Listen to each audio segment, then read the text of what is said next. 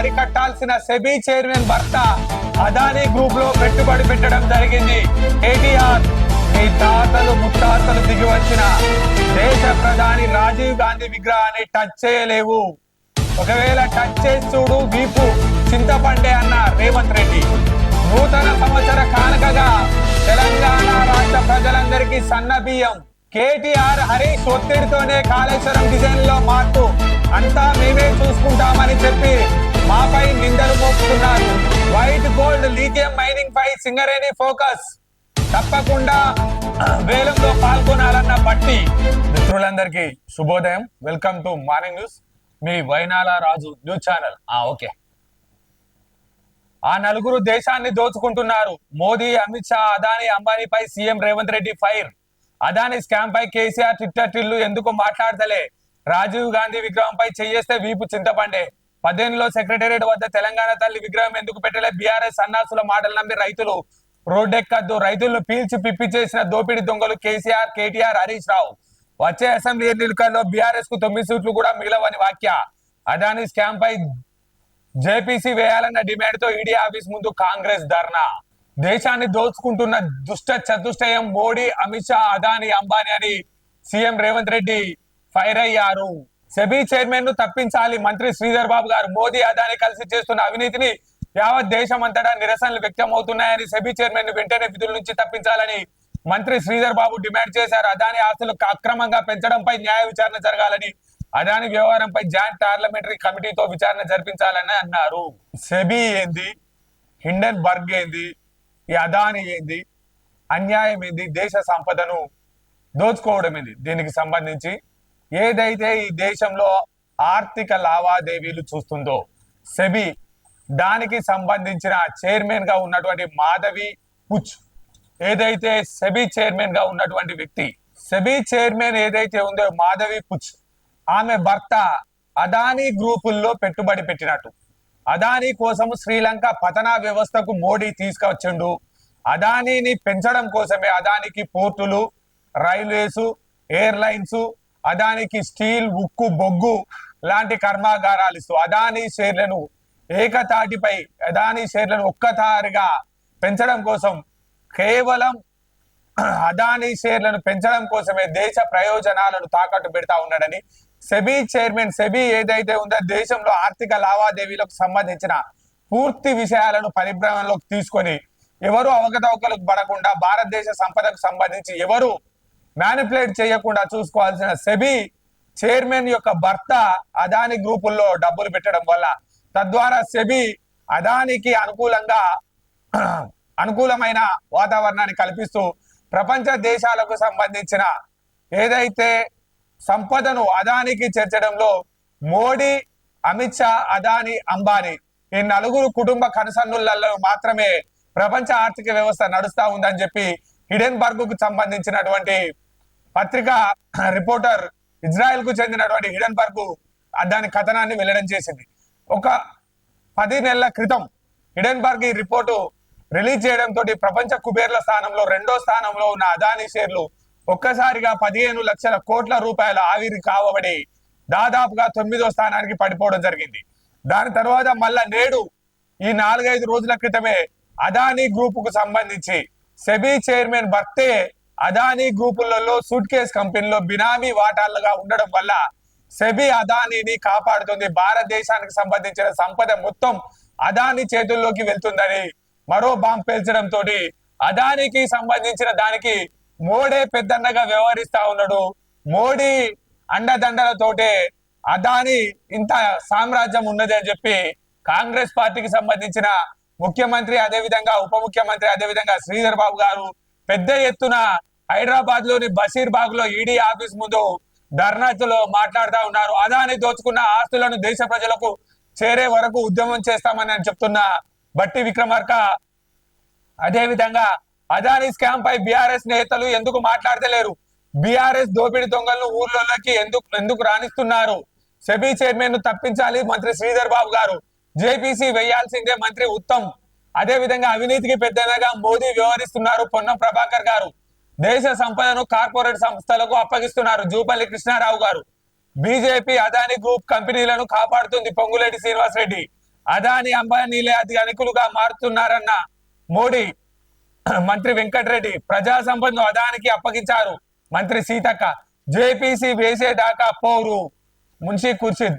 అదాని కుంభకోణం బయటకు రావాలంటే జేపీసీ వేయడం ఎక్కడమే మార్గమని కాంగ్రెస్ రాష్ట్ర వ్యవహారాల ఇన్ఛార్జి దీప్ దాస్ మున్షీ కేంద్ర మాజీ మంత్రి సల్మాన్ ఖుర్షిద్ అన్నారు. మోదీ తీరు వల్ల దేశ ఆర్థిక వ్యవస్థ పూర్తిగా చిన్నాభిన్నమవుతుందని మండిపడ్డారు. లోక్సభలో ప్రతిపక్ష నేతగా రాహుల్ డిమాండ్ చేసినట్లుగా జేపీసీ వేయాలని అప్పటి వరకు దేశవ్యాప్తంగా కాంగ్రెస్ పోరాటం కొనసాగిస్తుందని స్పష్టం చేశారు. ఏదైతే ఈ దేశానికి సంబంధించిన సంపదను అదానీ చేతిలో పెట్టడం కోసమే సెబీ చైర్మన్ గా ఉన్నటువంటి మాధవ్ ఇప్పుచి యొక్క భర్త అదానితో చీకటి ఒప్పందం చేసుకొని నాడు శ్రీలంక పతనానికి ప్రధాన కారణం అదానికి సంపదను తెచ్చిపెట్టడం కోసం మోడీ తీసుకున్న నిర్ణయాల వల్లే ఆర్థిక పురోగతి ఉండాల్సినటువంటి శ్రీలంక సైతం చిన్న భిన్నమైపోయింది. శ్రీలంకలో ఉన్న పోర్టులు వాటికి సంబంధించి అదానికి అప్పచెప్పడం వల్లనే, అదే విధంగా దేశంలోని సంపదకు సంబంధించిన జాతీయ సంపదకు సంబంధించిన అన్ని జాతీయ వనరులను అదానికి కట్టబెడుతూ మోడీ అదానిని ప్రపంచ కుబేరుడిగా చేయాలన్న లక్ష్యంతో పనిచేస్తా ఉన్నారు. అదాని కంపెనీలన్నీ డొల్ల కంపెనీలు. అదానిలో జరుగుతున్న పెట్టుబడి మోసాలకు సంబంధించి చూడాల్సిన, ఆర్థిక నేరాలకు సంబంధించి చూడాల్సిన సెబీ చైర్మన్ యొక్క భర్త అదానిలో సీక్రెట్ గా పెట్టుబడులు పెట్టడం జరిగింది. అదాని లేకపోతే ఆస్తిపరుడు కాదు, దేశ సంపదను కొల్లగొట్టి మోడీ దుష్టతయంతో, మోడీ అమిత్ షా దుష్టతయంతో అదాని ఇంతింతై వటురింటాయి అన్నట్టుగా దేశ ప్రజల యొక్క సంపదను దోచుకుంటూ అదాని ఇంత పెద్ద స్థాయికి ఎదిగాడు. అదానిపై అన్ని సంఘాలతోటి జేపీసీ జాయింట్ పార్లమెంటరీ కమిటీ వేయాలని చెప్పి కాంగ్రెస్ పార్టీ డిమాండ్ వినిపిస్తా ఉన్నది. కేసీఆర్ హరీష్ ఒత్తిడితోటి కాళేశ్వరం డిజైన్లకు ఆమోదం. కాళేశ్వరం కమిషన్ ఎదుట కుండబద్దలు కొట్టిన సిడిఓ మాజీ ఈఎన్సీ నరేందర్ రెడ్డి పై స్థాయిలో మేము చూసుకుంటాం కదా, నీకేంటి ప్రాబ్లం అన్నారు. బలవంతంగా చెక్ లిస్ట్ పై సంతకాలు, బ్యారేజీల నిర్మాణం, నిర్వహణ, నాణ్యత అన్నింటిలోనూ తప్పుదాలు. సిడబ్ల్యూసి ఆమోదం తర్వాత కూడా డిపిఆర్ లో మార్పు చేర్పులు. ప్రాజెక్టు ప్రతి డిజైన్ లోనూ తలదూర్చిన ఎల్ఎన్టీ కంపెనీ నిర్మాణాలను తనిఖీ చేసేందుకు గత ప్రభుత్వం తనను అనుమతించలేదని వెల్లడి. రెడ్ లైట్ వ్యక్తుల్లో హడావుడిగా పనులు చేశారు. కాళేశ్వరం బ్యారేజీ గడువులోగా పూర్తి చేయాలన్న తొందరలో రాత్రింబవలు రెడ్ లైట్ల వ్యక్తుల్లో పనులు చేయించారని, ఈ హడావుడి వల్లే క్వాలిటీ కంట్రోలింగ్ గేట్ల ఆపరేషన్, బ్యారేజీల నిర్వహణ సరిగ్గా జరగలేదని మాజీ ఈఎన్సీ నరేందర్ రెడ్డి చెప్పారు. వాస్తవానికి ఫ్లడ్ లైన్ల వెలుతురులో సీకెంట్ ఫైల్స్ పనులు చేయకూడదు, కానీ 5,000 సీకెంట్ ఫైల్స్ ను అలాగే వేశారు. మేడిగడ బ్యారేజ్ డ్యామేజ్ అయ్యాక చక్కదిద్దడానికి అవకాశం ఉన్నా పట్టించుకోలేదు. డిజైన్ విషయంలో సిడిఓ సిఈగా నాపై అప్పటి సీఎం ఇరిగేషన్ మంత్రులు ఎలా ఒత్తిడి తీసుకొచ్చారో నిర్మాణం విషయంలోనూ అదే తరహా హడావుడి చేశారు. అందువల్లే నష్టం జరిగింది. డ్యామ్ తో పోలిస్తే బ్యారేజీలకు కొన్ని పరిమితులు, అనుకూలతలు ఉంటాయి. వాటిని దృష్టిలో పెట్టుకుని రెగ్యులర్ గా పీరియాడికల్ జరగాల్సిన తనిఖీలు, దిద్దుబాటు చర్యలు, మెయింటెనెన్స్ లు తదితరాలను చేపట్టాల్సి ఉంది. కానీ ఈ అంశాలకు కనీస ప్రాధాన్యం ఇవ్వలేదు. నిజానికి బ్యారేజీలకు డిజైన్ డ్రాయింగ్ రూపొందించిన తర్వాత అందుకు తగినట్టుగా నిర్మాణం జరుగుతుందో లేదో చూడాల్సిన బాధ్యత సిడిఓ చీఫ్ ఇంజనీర్దే. కానీ అందులో నాకు ఎలాంటి రోల్ లేకుండా పోయింది, చెకింగ్ చేసే అవకాశం ఇవ్వలేదు అని వాపోయారు. తాను ఏనాడు కాళేశ్వరంపై జరిగిన చర్చలు, సమావేశాల్లో పాల్గొననందున ఆ ప్రాజెక్టు ప్రతిపాదనలు, కాన్సెప్ట్ ఎవరిదో తనకు తెలియదని కమిషనర్ కు నరేందర్ రెడ్డి తేల్చి చెప్పారు.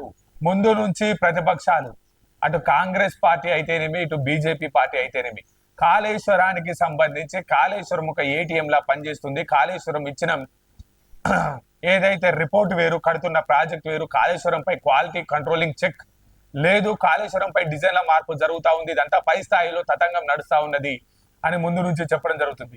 నిన్న ఈఎన్సీ మురళీధరన్, నేడు నరేందర్ రెడ్డి ఇద్దరు ఏదైతే జస్టిస్ పిసి ఘోష్ కమిషన్ ముందర పై స్థాయిలో మేము చూసుకుంటాం కదా, మీకేంది ప్రాబ్లం అని చెప్పి మా మెడ మీద కత్తి పెట్టి కాళేశ్వరాన్ని కట్టడం జరిగిందని, తద్వారా క్వాలిటీ కంట్రోలింగ్ చెక్ లేదని, సీకెంట్ ఫైల్స్ ఏదైతే రాత్రి ఫ్లడ్ లైట్లలో కాంక్రీట్ కు సంబంధించిన పనులు చేయకూడదని, అటువంటి 5,000 బంకెట్స్ వరకు సీకెంట్ ఫైల్స్ నింపడం జరిగిందని, తద్వారా కాళేశ్వరం ప్రాజెక్టు క్వాలిటీ లేకుండా కట్టడం జరిగిందని, మేము నోరు మీదపై పని లేదని మా మెడ మీద కత్తి పెట్టి పెద్ద స్థాయిలో ఉన్నటువంటి కేటీఆర్, హరీష్, కేసీఆర్లు ఈ పనులు చేశారని, డిజైన్ మార్పులకు సంబంధించి అంతా పై స్థాయిలోనే జరిగిందని, అది ఎవరు చేశారో కూడా మాకు ఏ సమాచారం లేదని, కనీసం దానికి సంబంధించిన సమీక్షా సమావేశానికి సైతం ఈఎన్సీలుగా ఉన్న మమ్మల్ని ఎప్పుడు అలో చేయలేదని, అది ఏం జరిగిందో ఎట్లా జరిగిందో కూడా పూర్తిగా తెలియకుండా పోయిందని, అక్షరాల 1,00,000 కోట్ల రూపాయల సొమ్ము ఖజానాకు సంబంధించి కాళేశ్వరం ఒక డొల్లా కంపెనీ అని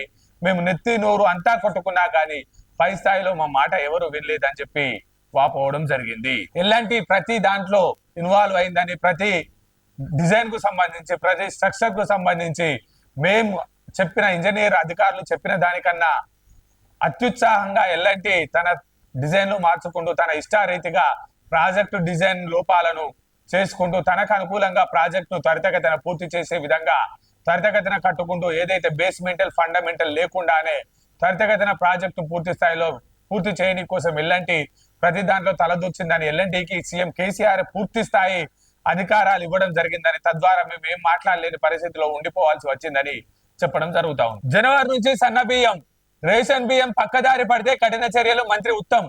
అక్రమాలకు పాల్పడితే డీలర్షిప్లు రద్దు. హాస్టల్స్, స్కూల్స్, అంగన్వాడీలో పెట్టే ఫుడ్ లోను క్వాలిటీ పాటించాలి. ప్రభుత్వానికి చెడ్డ పేరు తెస్తే సహించేది లేదని వార్నింగ్. తెల్ల రేషన్ కార్డుల లబ్ధిదారులకు రాష్ట్ర ప్రభుత్వం గుడ్ న్యూస్ చెప్పింది. అసెంబ్లీ ఎన్నికల ముందుకు ఇచ్చిన హామీ మేరకు జనవరి నెల నుంచి రేషన్ షాపుల ద్వారా సన్న బియ్యం పౌర సరఫరాల శాఖ ద్వారా పంపిణీ చేస్తామని గురువారం సెక్రటేరియట్ లో ఆ రాష్ట్ర స్థాయి విజిలెన్స్ సమావేశంలో మంత్రి ఉత్తమ్ కుమార్ రెడ్డి చెప్పడం జరిగింది.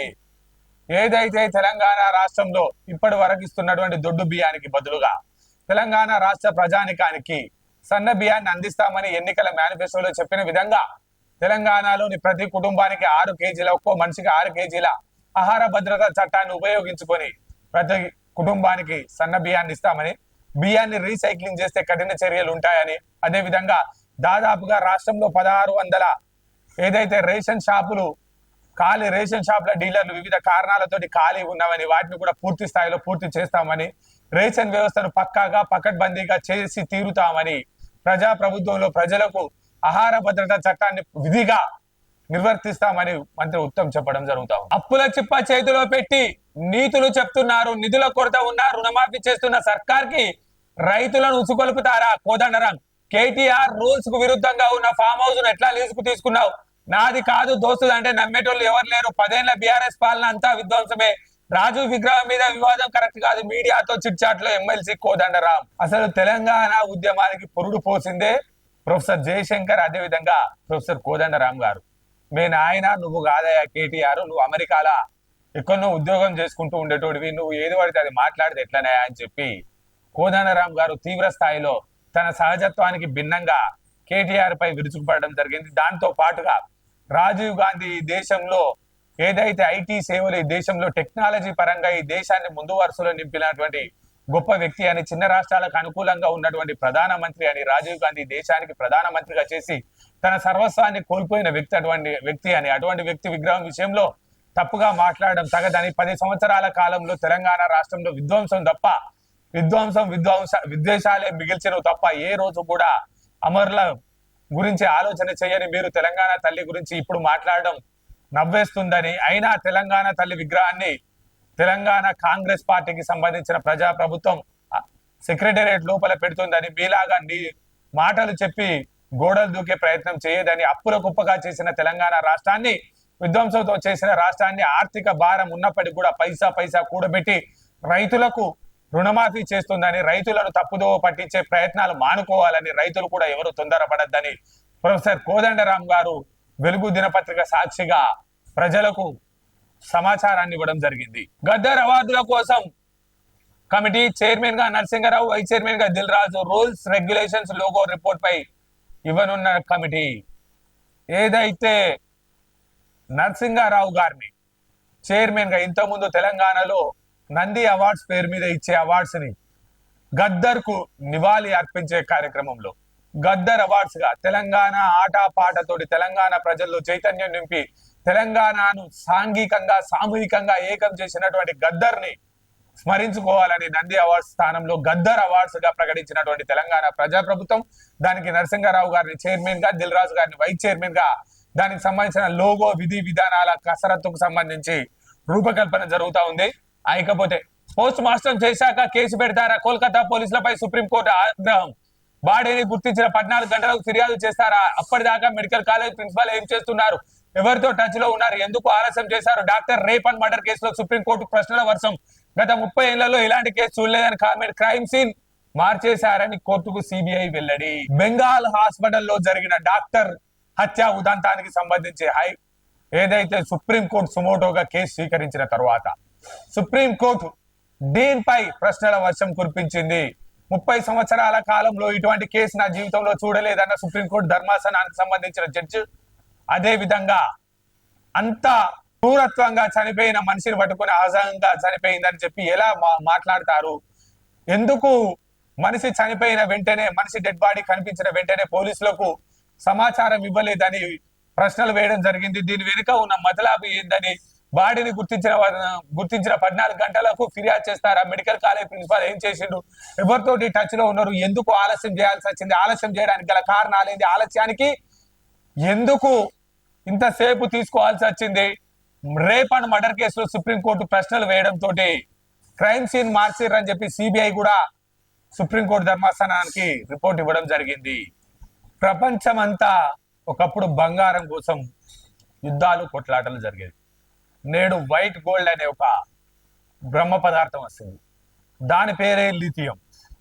ఎలక్ట్రానిక్ వాహనాలు, పెట్రోల్ డీజిల్ వాహనాలకు సంబంధించి వాటి పరిపక్వత, వాటి నడవడానికి మూల కారణమైనటువంటి బ్యాటరీ ఉత్పత్తి గతంలో ఎలక్ట్రానిక్ బ్యాటరీ ఉత్పత్తితోటి నడిచేది. కానీ రానున్న కాలంలో తరువాత పెట్రోల్ డీజిల్ వర్షన్ వెళ్ళి ఎలక్ట్రానిక్ బ్యాటరీలతోటి రావడం జరిగింది. కానీ నేడు ఎలక్ట్రానిక్ సంబంధించి లీథియం అనే నిల్వలతోటి, లీథియం తోటి బ్యాటరీ నిర్మాణం జరుగుతూ ఉంది. లీథియం ఇది ఇప్పటి వరకు ఆఫ్రికా దేశాలలో మాత్రమే దొరికేటువంటి సహజ సిద్ధమైన ఖనిజం. దీని ప్రాసెసింగ్ యూనిట్ ప్రపంచంలో 2 ప్రదేశాల్లో నడుస్తూ ఉంది. ఒకటి అమెరికా, 2 చైనా. కారణం ఏంటంటే ఆఫ్రికా దేశాల నుంచి ముడి సరుకును అమెరికా, చైనా దేశాలు తీసుకెళ్లి అక్కడ lithium processing unit, battery processing యూనిట్లను నెలకొల్పినాయి. ప్రపంచ మేధాశక్తుకు, ప్రపంచానికి పోటీ సవాలు విసిరే అత్యంత బలమైన ఒక ఆయుధంగా లీథియం ఇప్పుడు ప్రపంచ మార్కెట్లో తన శక్తిని చూపిస్తా ఉంది. లీథియం నిల్వలు ఉన్న దేశం ప్రపంచానికి పెను సవాల్ విసిరే అవకాశం ఉంది. ఎందుకంటే రానున్న రోజుల్లో పెట్రోల్, డీజిల్, ఎలక్ట్రానిక్ బ్యాటరీ వాహనాలు మూలన పడనికి ప్రధాన ఆయుధం లీథియం. అటువంటి లీథియానికి సంబంధించి ఈ మధ్య కాలంలో కేంద్ర రీసెర్చ్ అండ్ ఎనాలిసిస్ సంస్థ ఖనిజాలపై రీసెర్చ్ చేస్తే జమ్మూ కాశ్మీర్, అదేవిధంగా ఆంధ్రప్రదేశ్ రాష్ట్రంలో కూడా అక్కడక్కడ లీథియం నిల్వలు ఉన్నట్టుగా, జమ్మూ కాశ్మీర్ లో ఉన్నటువంటి లీథియం నిల్వలు ప్రధానంగా ప్రపంచంలోని 20% వంతు లీథియం నిల్వలు ఉన్నట్టుగా మనకి మధ్యలో ఒక నెల 2 నెలల క్రితం లీథియం కు సంబంధించిన విషయాలు బయటకు వచ్చినాయి. దానికి సంబంధించి లీథియం మైనింగ్ పై సింగరేణి ఫోకస్, క్రిటికల్ మినరల్స్ తవ్వకాల వైపు అడుగులు, ఎలక్ట్రానిక్ వాహనాల్లో రా మెటీరియల్ గా లీథియం కాలానికి అనుగుణంగా మారాలని నిర్ణయం దక్కించుకునేందుకు ప్రైవేట్ సంస్థలతో పోటీ ఇప్పటికే వేలం ప్రక్రియకు కేంద్రం సన్నాహాలు. జమ్మూ కాశ్మీర్ లో 5.9 మిలియన్ టన్నుల లీథియం నిక్షేపాలు, చిలీ దేశం 9.3 మిలియన్ టన్నుల లీథియం నిక్షేపాలతో ప్రపంచంలోనే టాప్ లో ఉంది. ఆ తర్వాత ఆస్ట్రేలియా వద్ద 6.2 మిలియన్ టన్నుల లీథియం నిక్షేపాలు ఉన్నాయి. ఇక ఇండియా ఒక జమ్మూ కాశ్మీర్ లోనే గుర్తించిన 5.9 మిలియన్ టన్నుల లీథియం నిక్షేపాలతో పాటు 3వ స్థానంలో ఉంది. ఇండియా తర్వాత అర్జెంటీనా 2.7 మిలియన్ టన్నులు, చైనాలో 2 మిలియన్ టన్నుల లీథియం నిక్షేపాలు ఉన్నాయి. ఎలక్ట్రిక్ వాహనాలు ఎక్కువగా వినియోగించే చైనాలో ఇండియా కంటే చాలా తక్కువగా లీథియం నిక్షేపాలు ఉండడం గమనార్హం. మొన్న మధ్యనే తెలంగాణ రాష్ట్ర ఉప ముఖ్యమంత్రి బట్టి విక్రమార్క గారు ఏదైతే సింగరేణి ఎక్స్పాన్షన్ కు సంబంధించి ఒరిస్సాలోని బొగ్గు బ్లాకులను పూర్తి స్థాయిలో చేజిక్కుంచుకున్న తర్వాత సింగరేణిని మరింత అభివృద్ధి చేసి సింగరేణి ద్వారా మరింత ఆదాయ వనరులను సమకూర్చాలని, లీథియం నిల్వలపై కూడా దృష్టి సారించాలని కేంద్ర ప్రభుత్వం ఏదైతే లీథియం మీద పూర్తి స్థాయిలో ఆలోచన చేస్తుందో, కేంద్ర ప్రభుత్వానికి అనుగుణంగా అదేవిధంగా రాష్ట్ర ప్రభుత్వం రాష్ట్ర ఖజానాను పెంచడానికి కూడా లీథియం బ్లాకులపై సింగరేణి ఫోకస్ పెట్టాలని, లీథియం బ్లాకుల వేలంలో సింగరేణి పాల్గొనాలని, దానికి సంబంధించిన బడ్జెట్ కు సంబంధించి డబ్బులను మేము చూసుకుంటాం, రాష్ట్ర ప్రభుత్వం చూసుకుంటుందని కేంద్ర ప్రభుత్వం ఏదైతే లీథియం బ్లాకులు వేలం వేస్తుందో ఆ వేలంలో కంపల్సరీ సింగరేణి గనులు కొనుగోలు చేయాలని చెప్పి చేస్తా ఉంది. దానికి సంబంధించిన సింగరేణి ఫోకస్ కు సంబంధించి ఇవ్వడం జరుగుతుందా? ఓకే. ఏదైతే హరీష్ రావు రుణమాఫీ చేస్తే రాజీనామా చేస్తా అని చెప్పినటువంటి హరీష్ రావు, అదే హరీష్ రావు అంటే పెట్రోల్ కొనుకొచ్చుకున్నాడు కానీ అగ్గిపుల్లో కొనుకొచ్చుకోలేదు అంటారు కదా, ఆ హరీష్ రావు మళ్ళీ మరొక మారు రైతులకు మీరు ఆగస్టు 15 వరకు రుణమాఫీ చేయండి, దానికి సంబంధించిన విధి విధానాలు చేయండి, నేను రిజైన్ చేస్తా అన్న హరీష్ రావు రుణమాఫీ చేయకుండా మళ్ళీ కొత్త అవతారం ఎక్కి దేవాలయాల పొండి తిరుగుతున్నాడు. దానికి సంబంధించి ఆ యాదగిరి గుట్టను అపవిత్రం చేసిర్రు, ఆలయ ప్రాంగణాన్ని నీటితో కడిగిన ప్రభుత్వ విప్ బీర్లా ఐలయ్య. హరీష్ రావు రాజకీయాలు మాట్లాడి ఆలయాన్ని అపవిత్రం చేశారని ప్రభుత్వ విప్ ఆలేరు బీర్లా ఐలయ్య మండిపడ్డారు. గురువారం కాంగ్రెస్ లీడర్లతో కలిసి ఆలయ ప్రాంగణాన్ని శుద్ధి చేశారు. అనంతరం కింద వైకుంఠ ద్వారం వద్ద మీడియాతో మాట్లాడారు. యాదగిరిగుట్ట ఆలయ అభివృద్ధి పేరుతో అవినీతికి పాల్పడిన కేసీఆర్ ను ఫామ్ హౌస్ కి పరిమితం చేసిన బీఆర్ఎస్ లీడర్లకు బుద్ధి రావడం లేదన్నారు. కాంగ్రెస్ ప్రభుత్వం ఏకకాలంలో 2 లక్షల రూపాయల రుణమాఫీ చేసింది, బీఆర్ఎస్ లీడర్లు ఓర్చుకోవడం లేదన్నారు. అసెంబ్లీ లోక్సభ ఎన్నికల్లో బీఆర్ఎస్ బుద్ధి చెప్పిన కేసీఆర్, కేటీఆర్, హరీష్ అహంకారం మాత్రం తగ్గడం లేదన్నారు. దేవుడి పేరుతో ప్రజల సొమ్ము దోచుకున్న చరిత్ర కేసీఆర్ కుటుంబానిది అన్నారు. బీఆర్ఎస్ నాయకులు ఎప్పటికైనా తమ వైఖరిని మార్చుకోకపోతే స్థానిక సంస్థల ఎన్నికల్లో కనీసం వార్డు సభ్యులను కూడా గెలుచుకోలేరన్నారు. కార్యక్రమంలో మాజీ ఎంపీపీ శ్రీశైలం కాంగ్రెస్ మండల అధ్యక్షుడు బాలరాజు గౌడ్, బ్లాక్ కాంగ్రెస్ అధ్యక్షుడు మధుసూదన్ రెడ్డి, మాజీ ఉప సర్పంచ్ భరత్ గౌడ్, నాయకులు దుంపల వెంకటరెడ్డి, ఉపేందర్ గౌడ్, పట్టణ వర్కింగ్ ప్రెసిడెంట్ నరసింహ, తుర్కపల్లి మండల వర్కింగ్ ప్రెసిడెంట్ భాస్కర్ రెడ్డిలు పాల్గొన్నారు. ఓవైపు హరీష్ రావు అడుగు పెడితే శని అష్టదరిద్రాలు అని చెప్పి బీర్లా ఐలయ్య దేవాలయాన్ని సంప్రోక్షణ చేస్తా ఉంటే అదే విధంగా ఏదైతే యాదాద్రి ఈవో హరీష్ రావు నిబంధనలకు విరుద్ధంగా పరిమితులు లేకుండా పర్మిషన్ లేకుండా ఆలయంలోకి చొచ్చుకొచ్చి ఆలయాల్లో రాజకీయాలు మాట్లాడిండు, ఆలయంలో తప్పుగా పూజలు చేసిండు, తప్పుడు సంస్కృతికి నాంది పలికిండు అని చెప్పి అతనిపై చర్యలు తీసుకోవాలని పోలీస్ స్టేషన్ లో ఫిర్యాదు ఇవ్వడం జరిగింది. హరీష్ రావు గారు, మీరు ఏ దేవుణ్ణి ప్రార్థించాల్సిన అవసరం లేదు, మీ మనసులో ఉన్న కల్మషాన్ని తీసేస్తే మీరు ఏ గుడికి వెళ్లాల్సిన అవసరం లేదు. ప్రజా ప్రభుత్వం అన్ని విధాలా మేలు చేస్తుంది, దానికి సంబంధించి మీరు ఇంకా మేలు చేసే ప్రయత్నాన్ని చెప్పండి. కానీ తప్పుడు ఆలోచనలతోటి మీరు ఎక్కడికి వెళ్ళినా, ఏ ఆలయానికి వెళ్ళినా మీ మనసులో ఉన్న తప్పుడు ఆలోచనలతోటి ఏ దేవుడు మిమ్మల్ని క్షమించడు అని చెప్పి బీర్లా ఐలయ్య గారు చెప్తా ఉన్నారు. ఏదైతే ధరణి దరిద్రాన్ని బంగాళాఖాతంలో వేస్తామని కాంగ్రెస్ మేనిఫెస్టోలో చెప్పిందో దానికి సంబంధించి సామాన్యుడి మేలు కోసమే కొత్త ROR చట్టం, 13 ఏళ్ల తర్వాత ప్రజాభిప్రాయ సేకరణ, ప్రతి కమతానికి నివాస స్థలానికి బూదార్ నెంబర్, గైడ్ లైన్స్ రూపకల్పన తర్వాతే జారీ, ప్రజాభిప్రాయ సేకరణతో చట్టంపై అవగాహన, మార్పులు చేర్పులపై సర్కార్కు స్పష్టత వచ్చే ఛాన్స్, పారా లీగల్స్ కమ్యూనిటీ సర్వేయర్ల సేవలు వినియోగించుకోవాలి. ఎంపీ సునీల్ ఏదైతే ROR 2024 ముసాయిదాను రూపొందించడంలో కీలక పాత్ర పోషించిన ఎం సునీల్ కుమార్ దిశకు ప్రత్యేక ఇంటర్వ్యూ ఇచ్చారు. సునీల్ కుమార్ గారి దిశ ఇంటర్వ్యూ ROR చట్టానికి సంబంధించి.